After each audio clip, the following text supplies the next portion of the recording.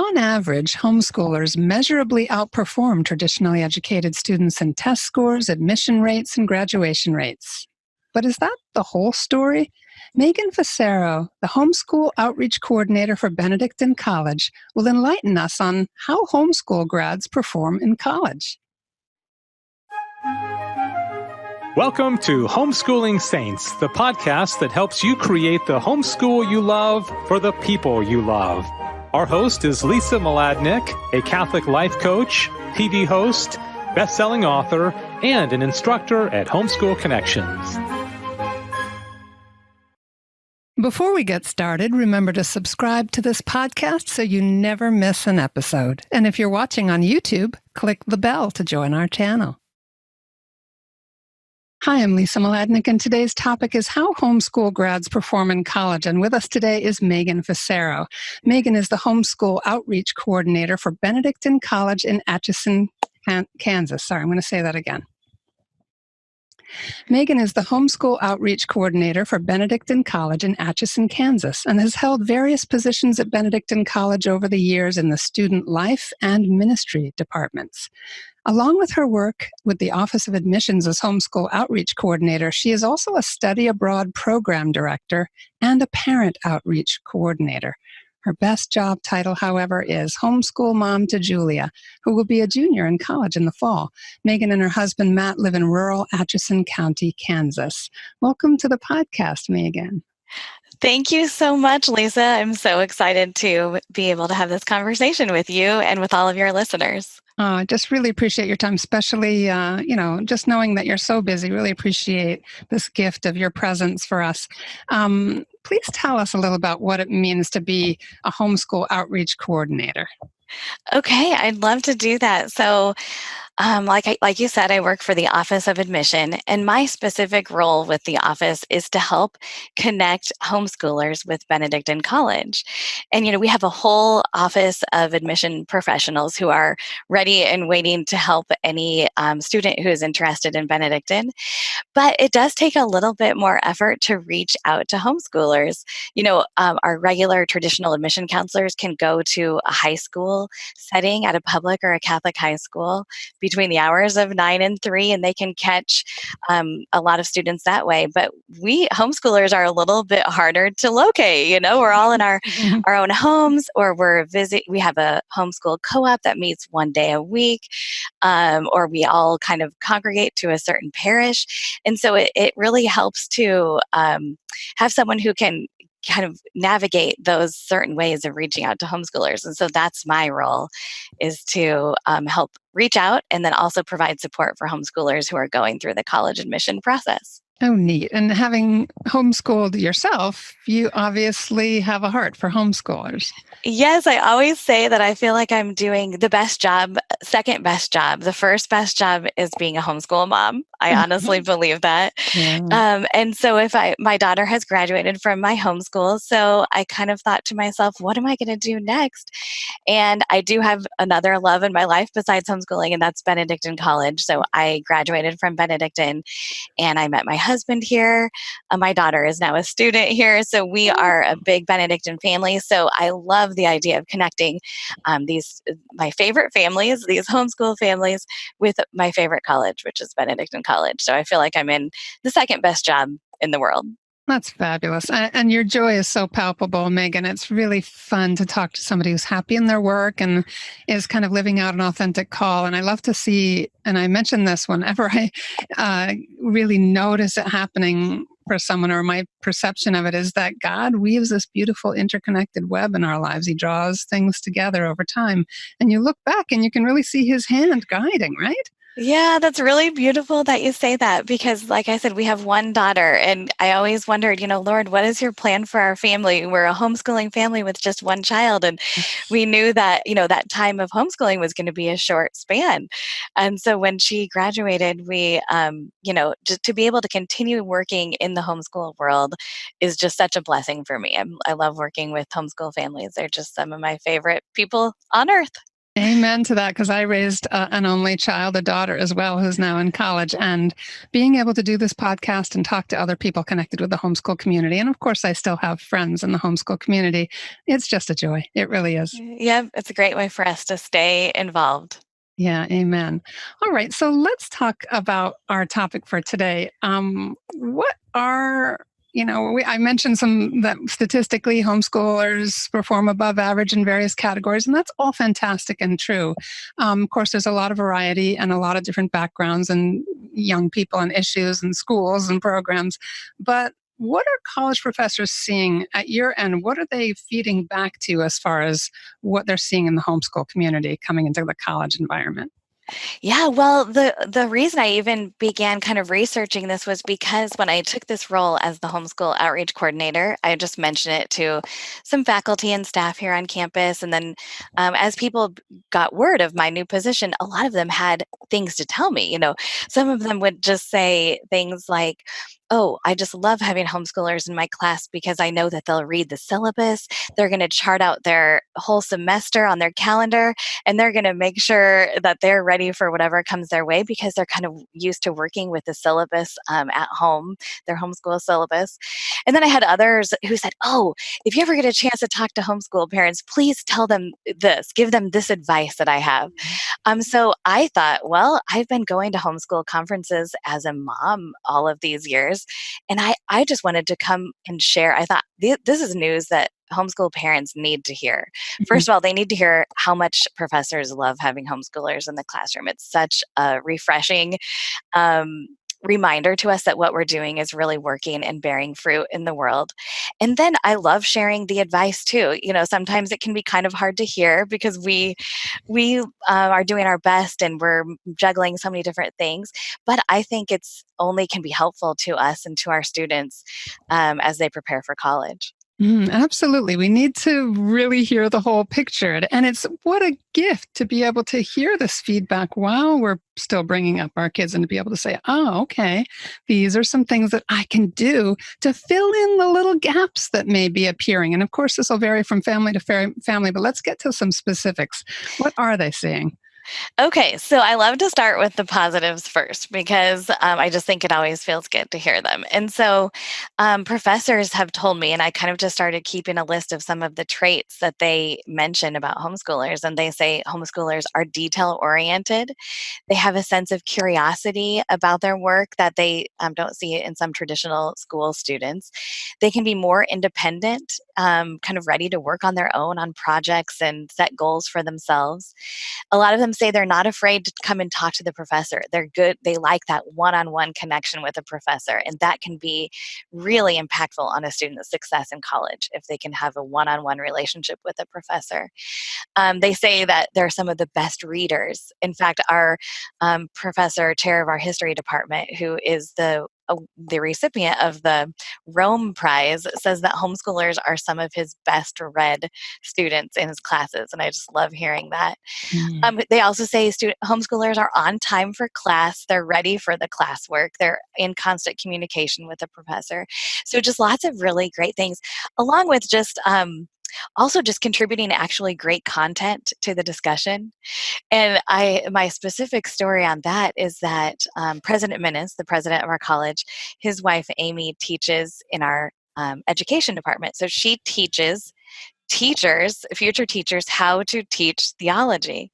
Wow. And so she says some of her best ideas on teaching theology are coming from homeschooled students who are learning theology in the home and who have great ideas on how to teach it. For example, she said, let's talk about how to talk about the communion of the saints.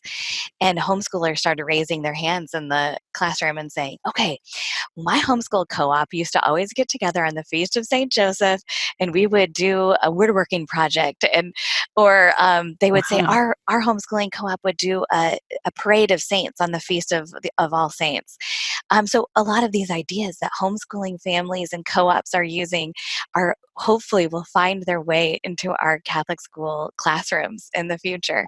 And so that was Wow. really one of the first things I heard that I thought, wow, homeschoolers are really having a great impact on our college culture and then out in our parishes and our families beyond that as well. Oh, fantastic. Megan, I'm just going to pause here. So we're going to edit at this moment. I've suddenly got some very loud noise happening here. So I'm going to pause the recording. Okay. Excuse me one second. Zoom. And we are recording. Okay, so here's where we'll start back in. All right, so that's some of the good news. Tell us where we need to work a little harder. Okay, well, that's a great question. Yeah, a lot of professors had some really nice advice for me. And the advice is coming from people who are homeschooling parents themselves and now are professors, in our at the college here.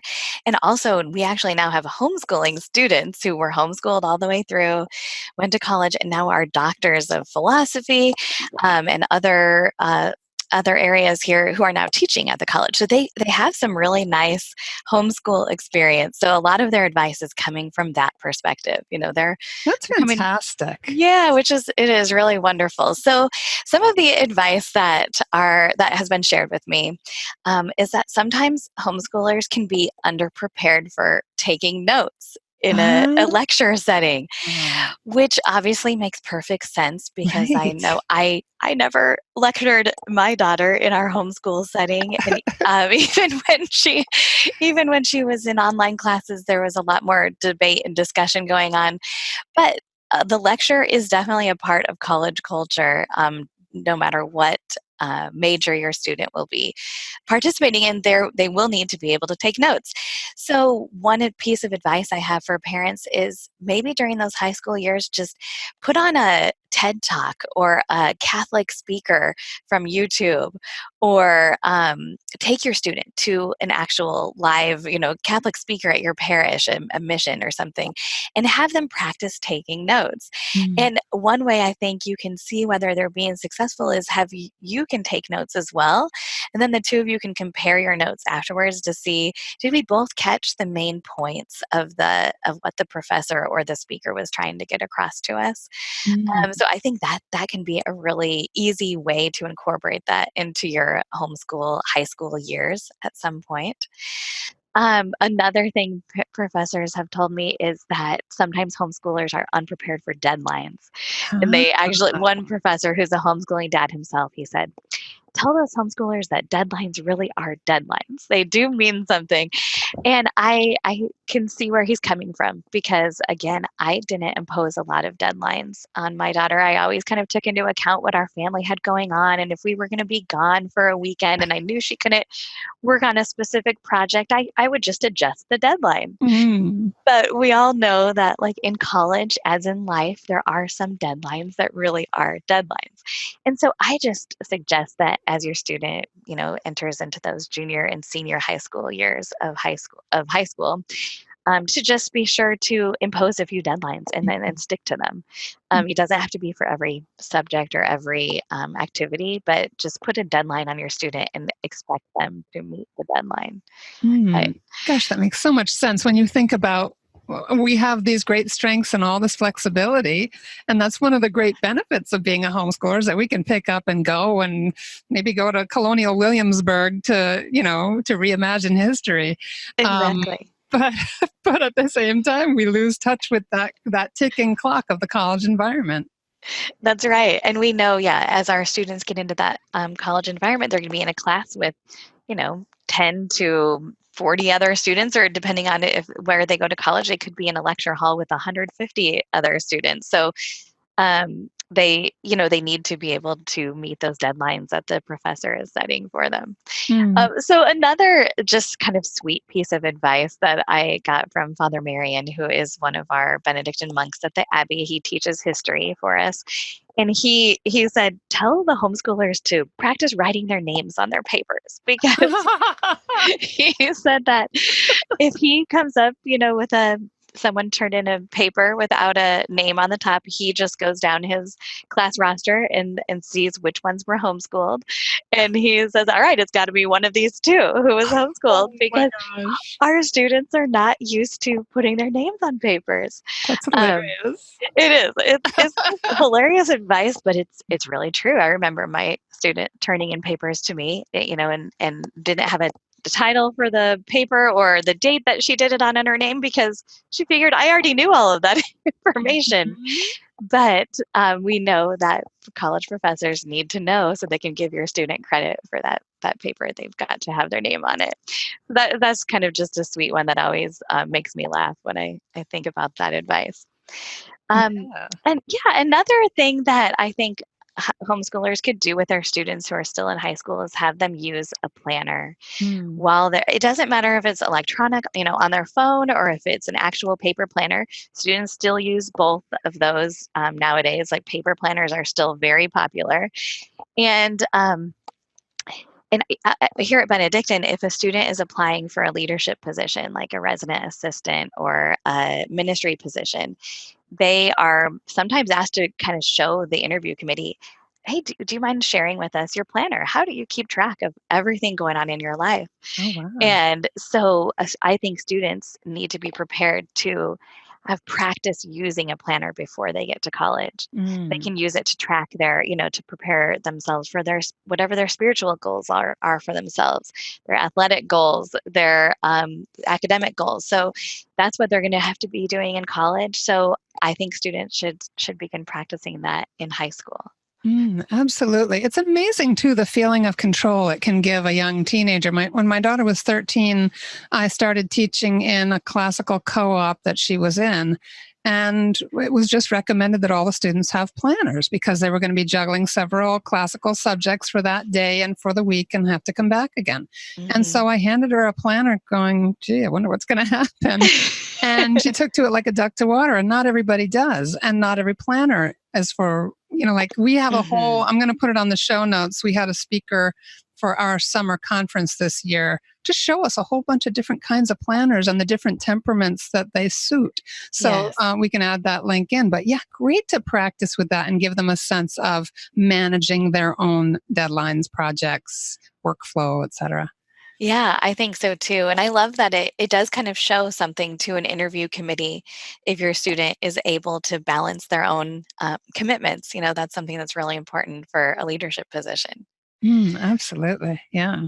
They've got to know themselves a little bit too to know how to do it well. I mean, it's a process from note taking to using a planner. All of these things develop over time. And so the more time we can give them to develop, I would think, and kind of get a system of their own going, kind of recognize their own kinds of notations and how they put down a keyword during a lecture or how they Hmm. note something of, urgent importance on a planner, that their system starts to take hold.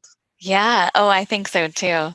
Another thing that I think we can start doing pretty early on with our students, and I'm sure some families are doing this beautifully. So a lot of this advice doesn't apply to every family. Some families are already doing a lot of these things, but one piece of advice that a professor here in philosophy who was homeschooled, she gave this piece of advice. She said, homeschoolers sometimes come into the classroom ready just to get to work.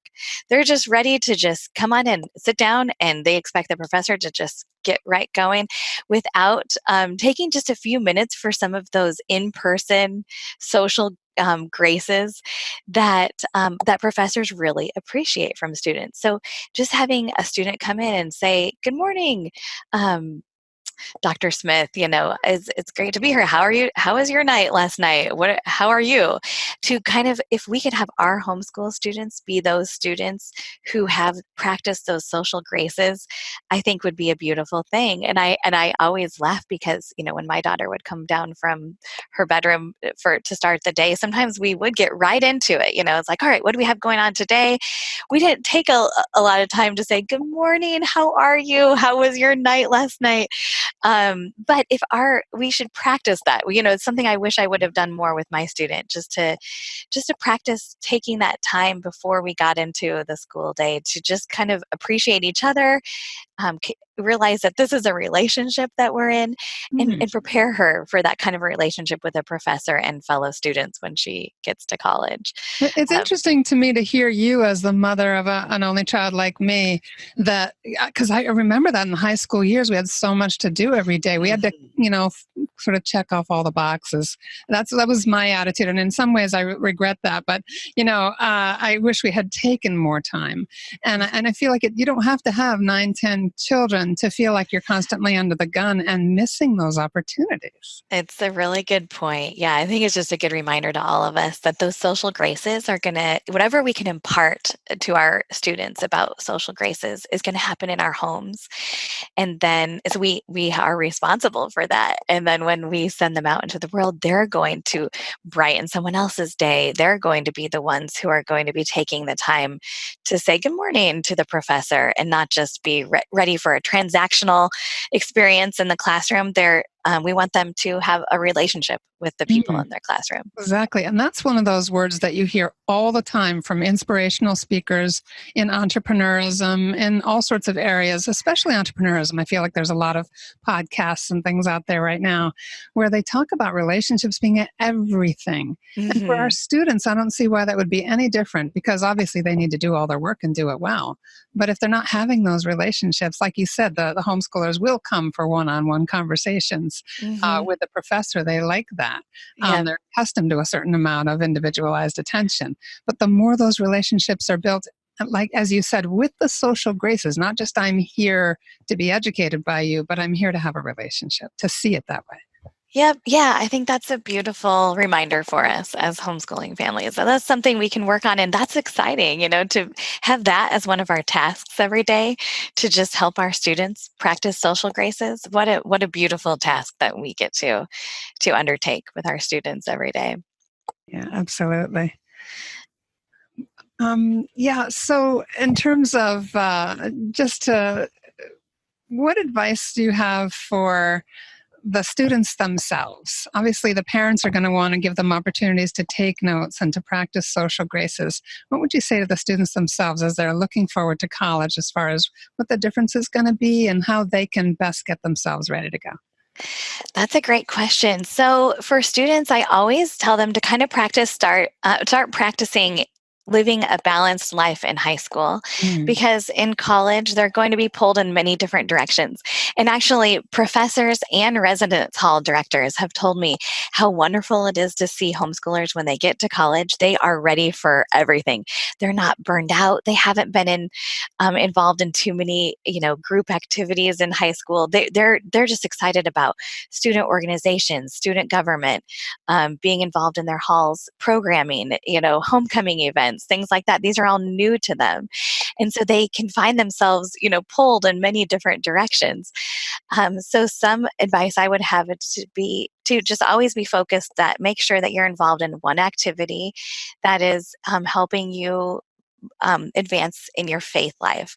So whether that's practice that in high school, maybe be involved in your parish's youth group if you have one, or start a Bible study with your friends, something like that. So always be doing some activity to advance in your faith life, so that when you get to college, you'll also be seeking out an opportunity like that.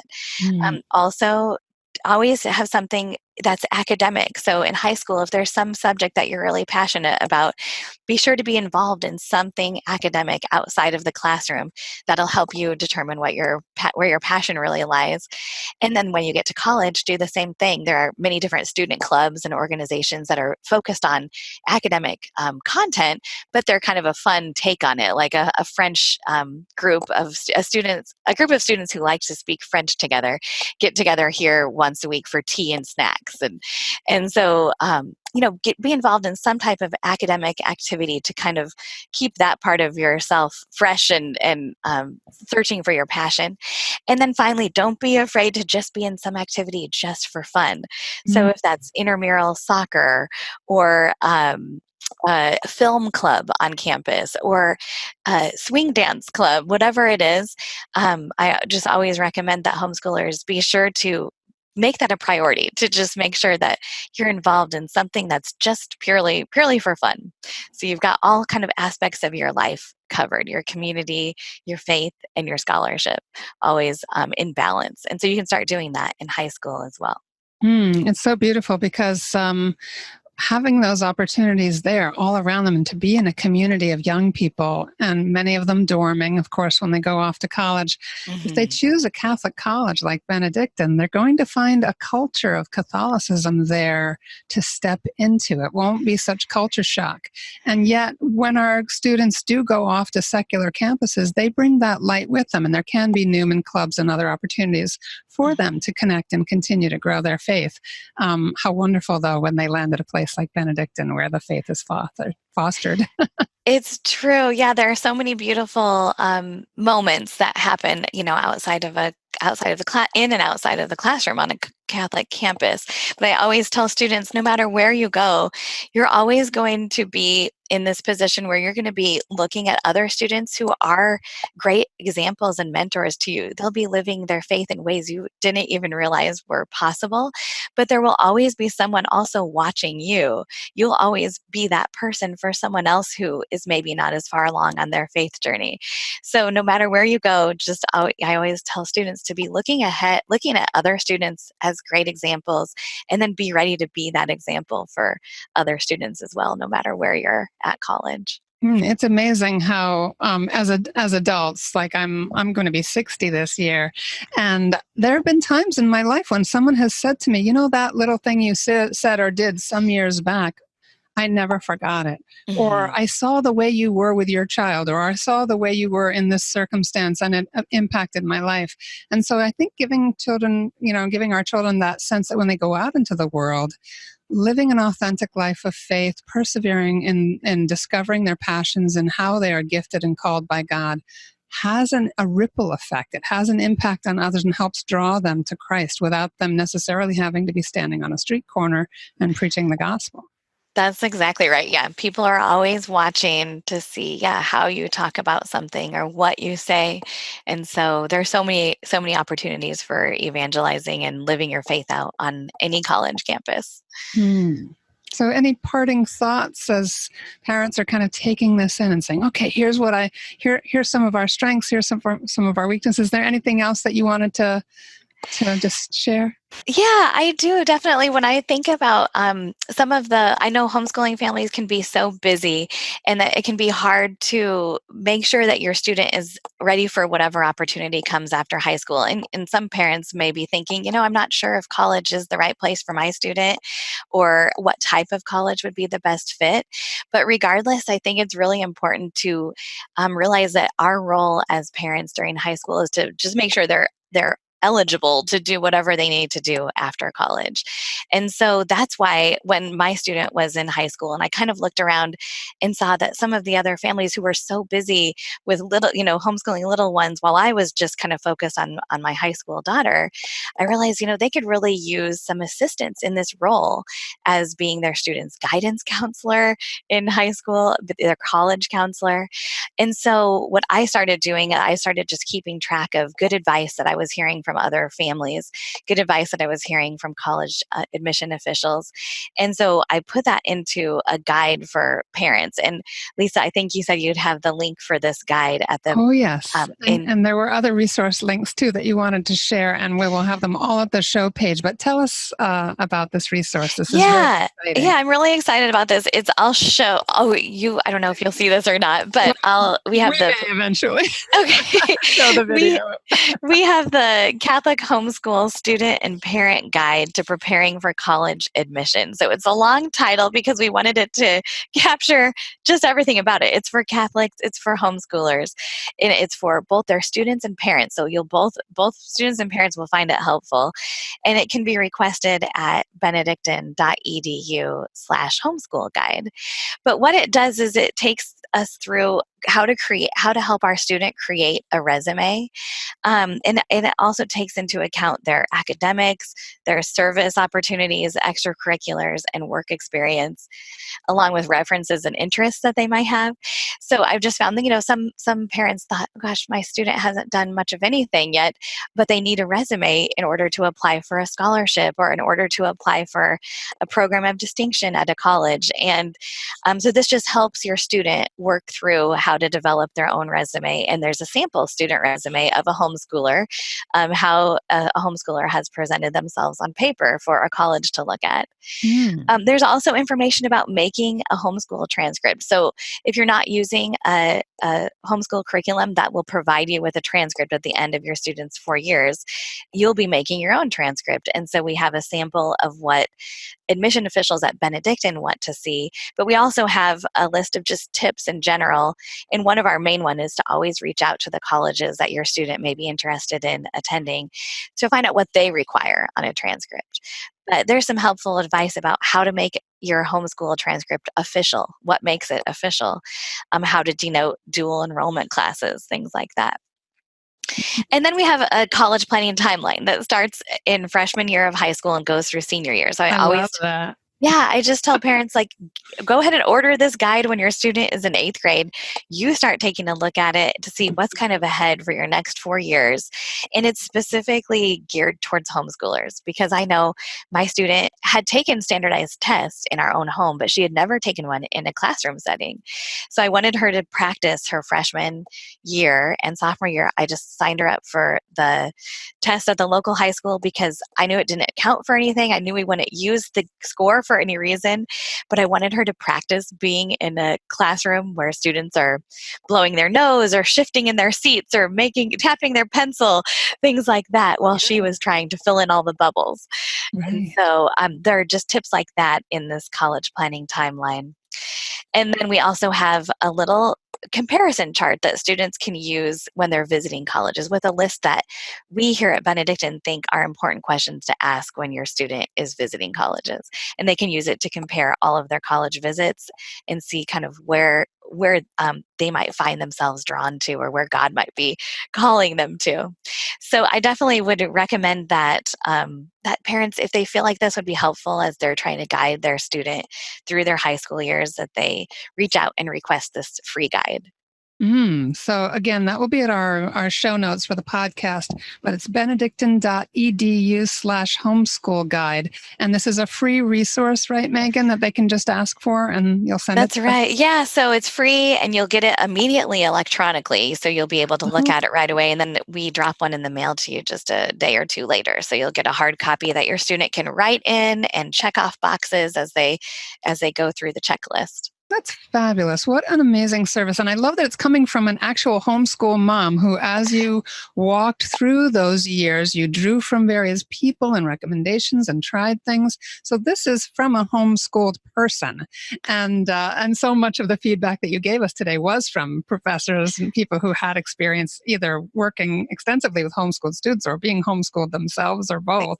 Yeah, that's right. Yeah. Yeah, it does. I love having that kind of insight, because I know how I felt as I was preparing my daughter. I would hear advice from different people, and so I just put it all into one guide. And I'm always open to more advice too. So if anyone requests the guide and have a great tidbit of advice for another homeschooling family, we'd love to incorporate it into the guide as well. How wonderful. So we can all help build this guide out over time. That's just a great resource. Megan, thank you so much for taking the time out of your extremely busy schedule to be with us today. You're such a joyful presence, and I have no doubt that the students on campus at Benedictine really enjoy interacting with you and being encouraged by you. Oh yeah, it's one of my favorite things to do is to get to, that's what makes a college community what it is. And that's why we love having homeschoolers on our campus, because they seem so uniquely suited to the college life, because they want to grow in community. They're excited about their faith, and scholarship is an incredibly important part of their life.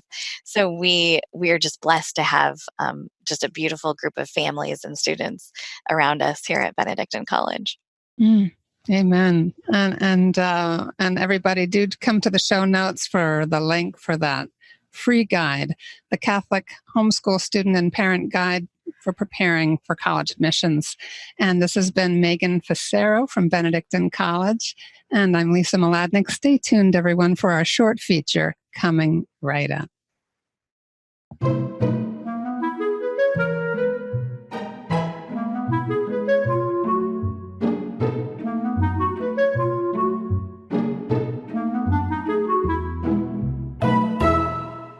Hi, this is Dan Luzonis from EinsteinBlueprint.com, and today I want to talk about the superiority of self-employment and why we should steer our homeschool kids in that direction rather than just reflexively send them out into the corporate workforce like everybody else.